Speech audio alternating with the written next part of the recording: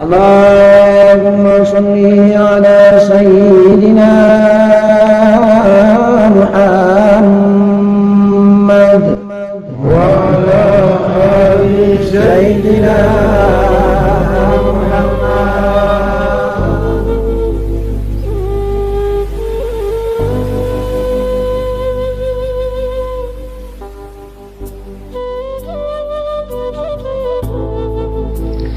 Assalamualaikum warahmatullahi wabarakatuh. Alhamdulillah wa syukurillah wa ni'matillah, insyaallah. Jadi zikir nafas itu keluar Allah masuk hu. Pertanyaan ayahandaku, akbarnya ada di mana? Letak hu masuk kemudian tenggelam menuju ke posisi akbar. Akbar itu sudah berada pada posisi masing-masing sebagai alif, kaf, ba, dan ro. Posisi alif berada di ubun-ubun kepala. Namanya Nuril Akbar, cahaya hampa. Cahaya akbar, cahaya yang besar. Dia berada di ubun-ubun kepala, posisi alif sebagai zat Allah. Maka Allahu Akbar terdiri dari Allahu Alif, Allahu Kaf, Allahu Ba, Allahu Roh. Allahu Kaf ini berada pada posisi kerongkongan Baitul Kursi. Kemudian Allahu Ba berada pada posisi perut. Dan Allahu Roh berada pada posisi kolbi. Jadi lini daripada akbar atau terminal stasiun posisi letak duduknya akbar ini adalah merupakan letak duduk untuk menerima datangnya hu sebagai nafas atau jiwa. Jatuhnya nafas atau jiwa sebagaimana apa sudah bertausiah ulang-ulang. Kita hantar menuju ke zat Allah, maka dia berada pada alif. Kita hantar pada posisi kerongkongan di Baitul Kursi, maka dia berposisi sebagai Allahu Qaf. Kemudian posisi Allahu Ba, posisi nafas jatuh di perut, dan posisi roh, nafas atau jiwa tenggelam di dalam kolbi atau Nur Muhammad. Dan biasanya mereka berkolaborasi ketika kita hu ini tenggelamkan, kita lenyap masuk melalui rongga hidung, nafas kasar, nafas halus akan berkolaborasi dan membentuk kondensasi jiwa, profil jiwa seperti raga kita di kerongkongan. Insya Allah seperti itu. Dan posisi lariknya nafas hu itu berposisi alif. Hanya yang dimaksudkan dengan dimana letak posisi akbar, itulah letak posisi yang Abah jelaskan. Posisi akbar terdiri dari alif, kaf, baro. Akbar, alif berada di dahi, tepatnya di belakang dahi atau di atasnya dahi, di ubun-ubun kepala, melingkar dia posisi di ubun-ubun kepala. Itulah alif zat Allah. Yang kedua, kaf itu di kerongkongan di Baitul Kursi, sehingga sananya Allah yang bernama Baitul Kursi di kerongkongan. Posisi ba, insya Allah di Baitul Maqdis menuju ke sasaran kemeruan. Lalu posisi roh di kolbi manusia di posisi Baitullah, Hajar Aswad. Tempat terinti kedudukan daripada posisi nafas yang jatuh, atau posisi tenggelam atau fananya jiwa atau nafas kita, atau posisi fananya daripada hu yang masuk. Ketika posisi hu itu masuk dan tenggelam di alif kaf baro ini, itu Abah sudah bertausiah ulang bahwa tergantung daripada laduni karomanya Allah Subhanahu wa taala. Allah melalui utusannya, melalui ridhonya, melalui tuntunannya, Robita Mursyid, Datuk para nabi dan para wali serta Abah Mursyid insyaallah yang akan secara gaib membimbing menuntun arah menuju ke alif, kaf, ba atau ro. Hidup ini ketika kita beraktivitas itu hanya ada dua dalam proses fana di dalam zat Allah Subhanahu wa ta'ala. Ketika kita bertakbir dan ketika kita tidur. Ketika kita bertakbir Allah Akbar, insya Allah saat itulah takbiratul ula teramat sangat penting dan berharga, karena pada saat itu walaupun hanya 5 menit detik hitungannya, tetapi kita bisa khusyuk, kita bisa fana, hilang lenyap dunia seisinya. Ketika kita isbatkan hu pada saat bertakbir, hilang lenyap dunia seisinya. Di mana Allah, di mana aku hamba, di mana aku Allah, di mana aku hamba. Aku hamba lenyap dan fana di dalam aku Allah. Pada saat bertakbiratul ihram, Allah Akbar, insya Allah Dan pada saat kita tidur, itu pun Allah menggenggam jiwa ini. Insya Allah, maka hilang lenyap dunia sisinya. Proses fana yang begitu indah. Maka tidak boleh kita lalai ketika imam masjid, imam waktu memimpin sholat, melaksanakan takbiratul ula, kita jangan terlambat. Karena kalau imam yang faham di dalam proses mi'raj billah ini, maka ketika dia mengangkat takbir, dia sudah membawa pergi berangkat perjalanan jiwa dan ruhani kita menuju Allah subhanahu wa ta'ala di makom singgasana. Kalau kita terlambat datang mengikuti takbiratul ula, itu simbolnya sama ketika kita mau berangkat terlambat, diangkut, diakomodir, diakses oleh kendaraan. Sudah jalan kendaraannya, kita kemudian ikut dari belakang, dan akhirnya kita tidak jalan karena sudah dijalankan oleh imam, dijalankan oleh pemimpin sholat. Kalau pemimpin sholatnya faham dan tahu tentang takbiratul ula, merupakan kisah keberangkatan, kisah mi'raj, maka imam itu adalah pemimpin daripada jiwa makmumnya. Sehingga sebelum dia pimpin sholat, insya Allah pemimpin sholat selalu memberikan perintah untuk kita tertibkan saf, barisan, kemudian mengangkat komando salat jami'ah rahimakumullah. Kita menjawab, kita sudah siap mau berangkat ini wahai Pak Imam. As-salatu la ilaha illallah. Insyaallah kita berdiri betul, kita pasang niat kita, imam pasang niatnya, kemudian imam siap takbiratul ula. Allah memberangkatkan kita tenggelam di dalam hunya imam. Itulah hunya Rasulullah, itulah hunya baginda Nabi Muhammad sallallahu alaihi wasallam, menuju ke pemilik hu. Alif, Allahu Akbar. Allah memiliki segalanya. Kita bertemu Allah di saat kita takbiratul ula, walaupun hanya hitungan detik, insya Allah. Begitupun ketika kita tidur, sama. Maka perjalanan nafi isbat ini tidaklah gampang. Perjalanan nafi isbat keluar Allah masuk hu ini selalu kita lakukan dalam kondisi natural. Sudah berjalan, cuma kita tidak pernah menyadari bahwa nafas kita beribadah. Hanya saja batang tubuh kita tidak pernah menyadari bagaimana caranya agar connect, nyambung antara gaib nafas kita dengan batang tubuh kita yang zahir, nyata ini.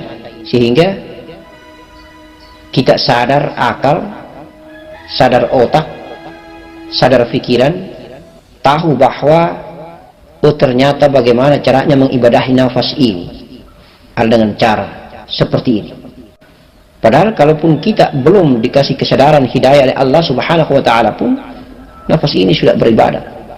Untuk menertibkan ibadahnya sesuai dengan tuntunan asma Allah, sesuai dengan tuntunan sifat Allah, sebagai tuntunan zat Allah, tuntunan zahir ciptaan Allah subhanahu wa ta'ala baginda Nabi Muhammad sallallahu alaihi wasallam yang mulia dengan ajaran Nabi, dengan ajaran Rasulullah al-Karim ini, melalui kitab Allah, melalui sunnatullah.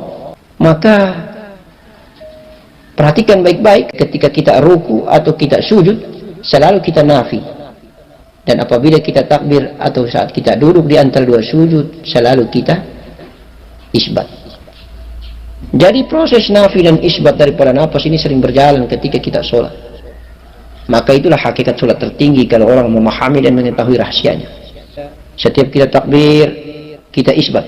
Setiap kita ruku, kita nafi.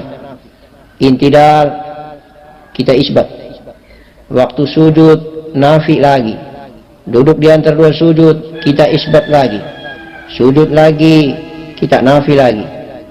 Berdiri seperti alif, kita isbat lagi. Jadi kalau berdiri pasti bentuk alif, duduk pasti bentuk lam, ruku bentuknya seperti ha, dan juga dia bentuk seperti lam Allah, dan sujud dia bentuk seperti huruf mim. Intinya pada saat kita berdiri pasti kita isbat, kita ruku nafi, yang tidak isbat lagi. Kita sujud insya Allah kita nafi, duduk di antara dua sujud kita isbat lagi, hanya nafi dan isbat, hanya lepas dan tenggelam, hanya lepas dan fana. Biarkan nafas ini nafi pesiar ke bumi, kemudian biarkan nafas ini isbat tenggelam di dalam zat Allah subhanahu wa ta'ala. Allahumma salli ala Sayyidina Muhammad wa ala ali Sayyidina Muhammad. Rahasia besar sekali ada di ubun-ubun kepala ini. Makanya anak kita, sang bayi yang kecil baru dilahirkan, ubun-ubun kepalanya lembek, berdenyut ubun-ubun kepala itu. Insya Allah, subhanallah, maha besar dan maha kuasa Allah subhanahu wa ta'ala.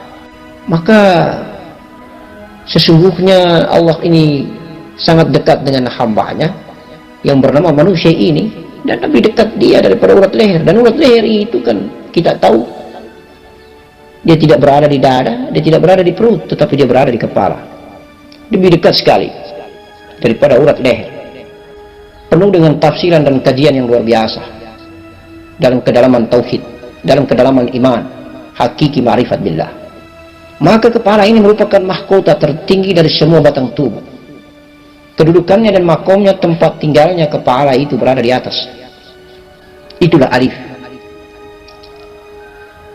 Nafas masuk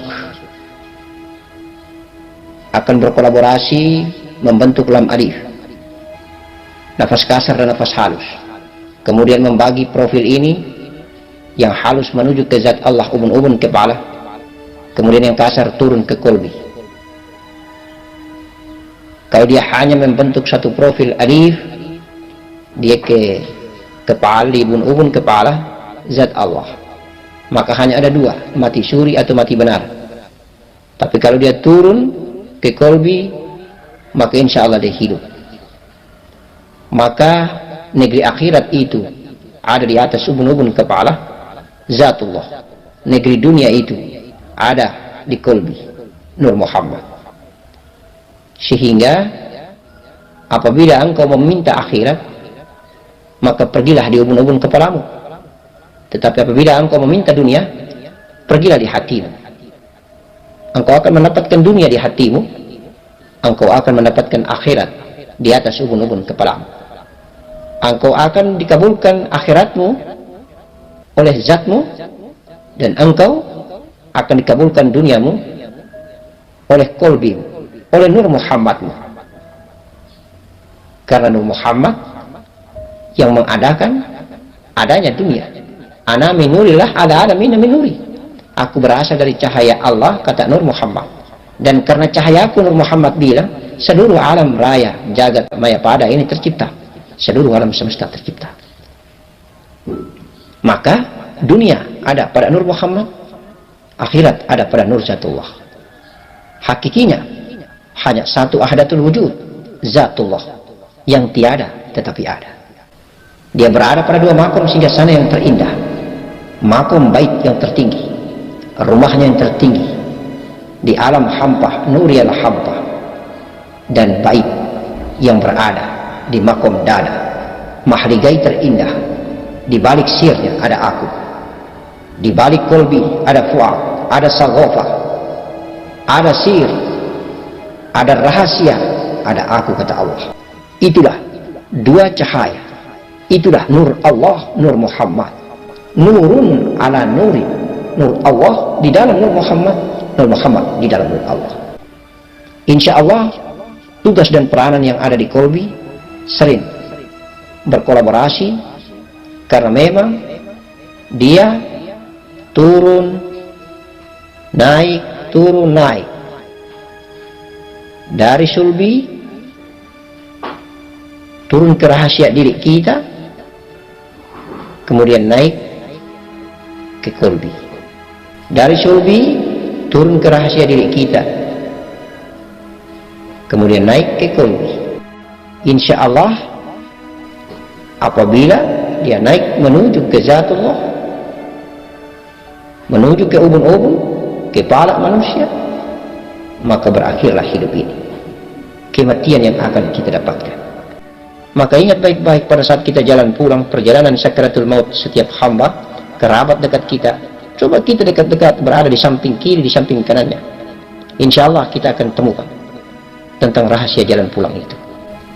Awalnya dia dingin dari kaki, kemudian dia naik ke betis, kemudian naik ke kemaluan, kemudian naik ke perut. Maka mati awal bumi ini di perut, mati awal kehidupan dunia ini di perut, tetapi masih bergerak di seputar dada. Hembusan napas bumi dan napas langit masih beraktivitas, keluar masuk di mulut atau keluar masuk di hidung. Insya Allah tergantung makom dan derajat ketakwaan, tauhid, kemuliaan, indahnya seorang hamba di hadapan Allah. Ada yang keluar masuk lewat mulut, tapi ada juga yang keluar masuk lewat hidung. Ada yang kasar lewat mulut karena dunianya, tetapi ada yang halus, indah lewat hidung karena akhiratnya. Oleh karena itu tinggal kita mengamalkan aktivitas hidup di muka bumi ini. Kalau lebih banyak engkau condong mempertuhankan duniamu, maka ingat baik-baik, mulutmu menjadi kendaraan terbaik keluar masuknya napas ini. Tetapi apabila akhiratmu yang terindah lebih tinggi dan mendominasi, maka insya Allah nafas hidungmu adalah nafas arif, akhirat yang terindah yang akan menentukan jalan keselamatan. Maka tandanya pada saat meninggalkan dunia, mulut terbuka atau mulut tertutup. Apabila mulut terbuka dan lepas nafas itu keluar bergentayangan di bumi, maka tandanya hamba ini hubud dunia. Tetapi apabila nafasnya tenggelam dan insya Allah mulut dikatupkan, mata terpejam, yang ada hanyalah nafas alif, keluar masuk di rongga hidung yang terindah, sebagaimana datangnya Nur Muhammad yang keluar masuk melalui hidung ini, maka indahnya negeri akhirat terpampang dengan kasaf mukassafah di hadapannya, keindahan surgawi, keindahan jannah, keindahan al-malakuti rufa al-malakuti nur, keindahan jemputan para malaikat yang terindah, jemputan para malaikat dengan tangga-tangga saf-saf zabarah, insya Allah dengan kain hanuts yang wangi seperti kasturi, bahkan lebih wangi daripada kasturi. La ilaha illallah Muhammadur Rasulullah. Subhanallah, datang dengan kenikmatan dari kedua orang tua, pulang pula dengan kenikmatan. Setetes mani ditinggalkan, sel ovum ditinggalkan, sebagai tanda bahwa kita pernah hidup karena adanya saripati bumi, saripati makanan gizi, saripati tanah.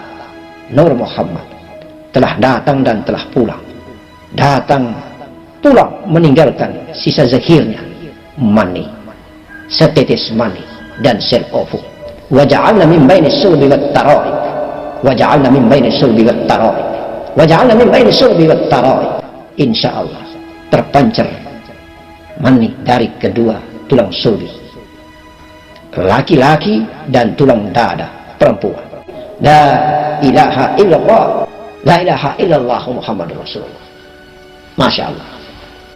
Hidup ini apa yang kita cari? Sementara. Hidup kekal dan abadi selama-lamanya itulah di negeri akhirat. Hanya banyak sekali hamba Allah di muka bumi ini lupa. Ada yang mati dalam keadaan sementara makanan berada di mulutnya. Ada yang mati sementara duduk berdiskusi memperbincangkan persoalan dunia. Ada yang mati dalam keadaan sementara berdiri berwawancara, berinterview. Banyak sekali kematian-kematian, banyak sekali lepasnya nyawa daripada raga ini dalam keadaan aktivitas dunia. Dan ini menjadi introspeksi dan renungan sebenarnya buat kita yang hidup.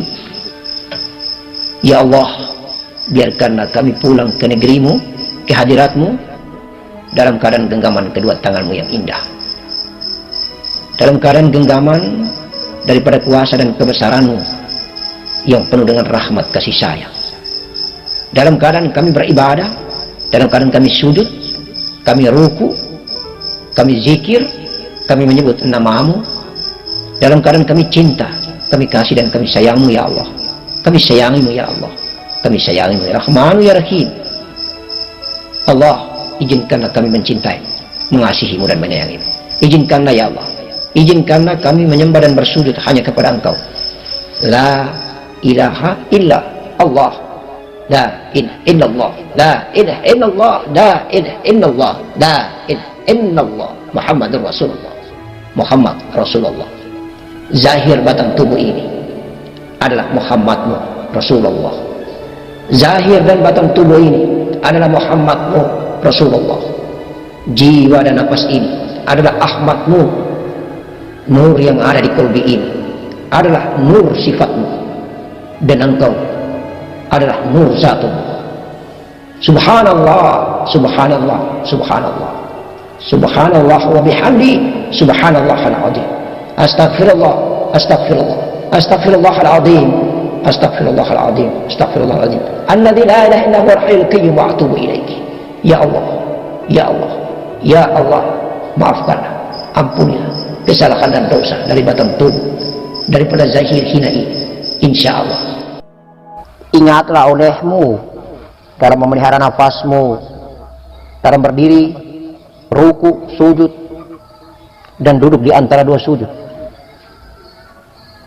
sehingga dapat memberikan tanda kepada sekalian badan, jasad, ragamu, dan segala cahaya nurul alam di atas segalanya. Ada ekspresi cahaya alam yang luar biasa ketika engkau keluar daripada sejarah.